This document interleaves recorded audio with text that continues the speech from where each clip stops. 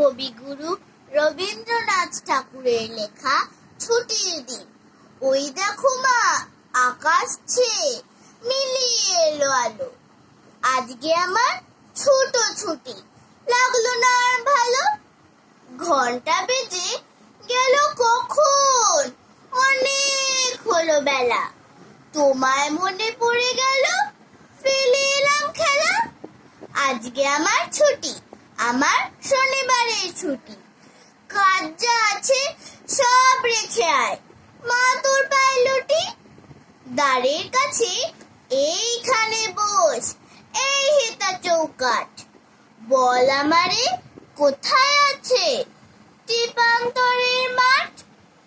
ওই দেখো মা, বর্ষা এলো ঘন ঘটায় ঘিরে। বিজুলি ধার এঁকে বেঁকে আকাশ চিরে চিরে। দেবতা যখন ডেকে ওঠে থর থরিয়ে কেঁপে। ভয় করতেই ভালোবাসি তোমার বুকে চেপে।